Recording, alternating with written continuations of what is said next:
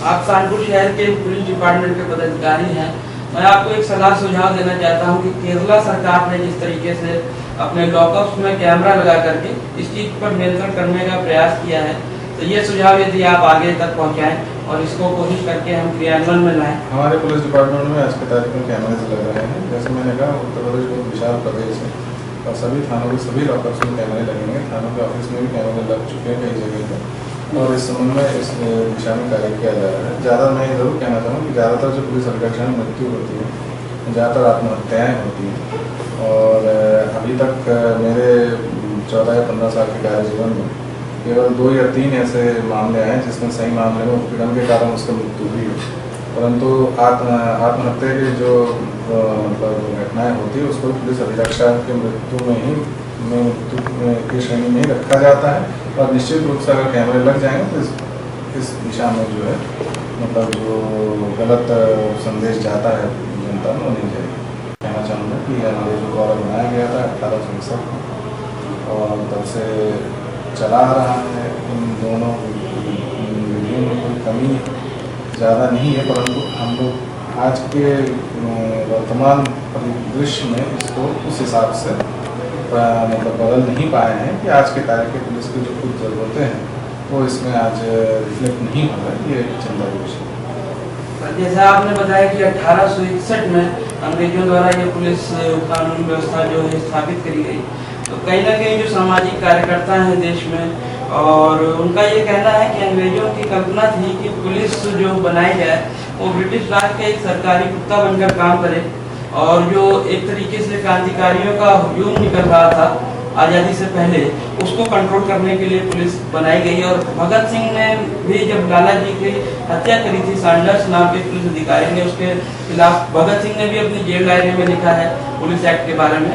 तो अब जो पुलिस है मौजूदा अभी हमारे देश में, तो क्या ये पीपुल्स पुलिस है या सिर्फ राजनीतिक और पावरफुल पीपल के लिए ही कार्य कर रही है? इस पर आप क्या कहना चाहेंगे? देखिए, किसी भी समाज की पुलिस व्यवस्था जो है उस समाज में वर्तमान जो शासन प्रणाली है इसी का सबसे विजिबल आर्म हुआ करता है। विजिबल आर्म से मतलब है वही चीज़ बाहर दिखता है कि यही शासन तंत्र इसी के माध्यम से अपने शासन और प्रशासन को अपने क्षेत्र में कायम रखता है। तो ये बात सही है कि अंग्रेज़ी हुकूमत के समय में भारतीय पुलिस जो है एक जिसको कहते हैं अंग्रेज़ी प्रशासन तंत्र को बनाए रखने में सहायक रहा और उसी अनुसार उसके ढांचे को ढाला गया। परंतु ये हम ही लोगों की कमी है कि आज़ादी के बाद भी इतने साल बीत गए परंतु हम लोग ना तो उस पुलिस एक्ट को बदल पाए और ना उसके जगह पर कोई नए ऐसे बदलाव या परिवर्तन ला पाए हैं जिससे कि हमारे पुलिस व्यवस्था जो है आज के दिन की जो ज़रूरतें हैं, जो नागरिकों की अपेक्षाएं हैं, उसको खड़ा उतर पाए। इसके लिए हम लोग की जिम्मेदार है अंग्रेजी। कांस्टेबल होते हैं पुलिस डिपार्टमेंट में, इनको पुलिस डिपार्टमेंट का आधार माना गया है। 92% अधिक से अधिक संख्या कांस्टेबल की है पुलिस डिपार्टमेंट में। तो इनका जो जीवन है वो कहीं ना कहीं बड़ा ही पीड़ित, लज्जित और संघर्ष और निराशा से पूर्ण है। जो उनको क्वार्टर्स मिलते हैं, प्रमोशन उनका अधिक से अधिक sub inspector, assistant sub inspector तक होता है।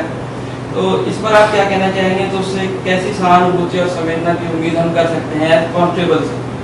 देखिए, पुलिस विभाग के रीढ़ की हड्डी जो है कांस्टेबल में भी मानी जाती है, परंतु ये बहुत चिंता की विषय है कि कांस्टेबल्स को हम लोग उस लाभ और उन सुविधाओं को दे नहीं पाए जिसके वो हकदार हैं।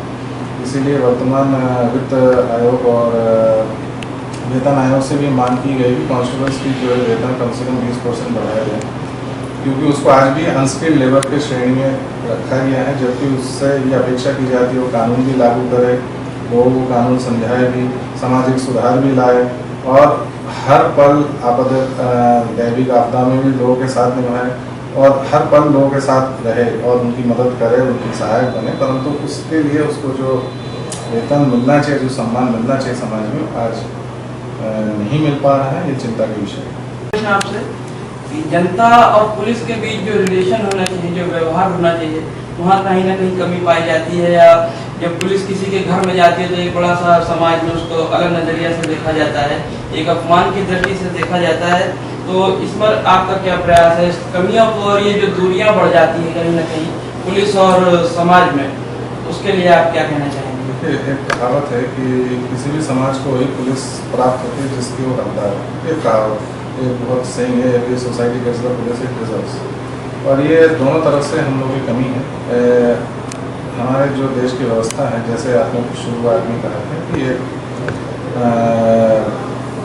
अंग्रेज़ी हुकूमत को बनाए रखने के लिए पुलिस की स्थापना की गई थी, और वही ढांचा आज भी चला आ रहा है। इससे निश्चित रूप से जनता के मन में जो विश्वास पुलिस के प्रति कायम होना चाहिए वो नहीं हो पाया है, और कई बार तो पुलिस के संस्पर्श में आए बिना, मतलब उनके संपर्क पे आए बिना ही लोग पुलिस के संबंध में राय बना लेते हैं, और ये निश्चित रूप से पुलिस और जनता के बीच में जो दूरियां हैं उसको बढ़ाने में सहायक होता है, न कि कम करने में।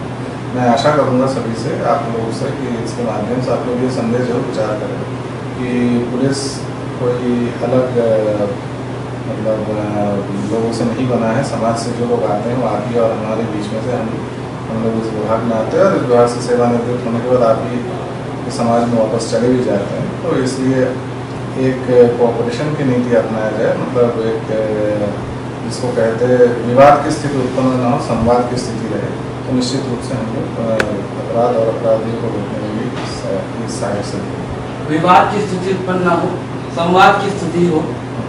पुलिस डिपार्टमेंट, पुलिस के लोग समाज का ही अंग है, ये जनता को समझने की आवश्यकता है, पुलिस को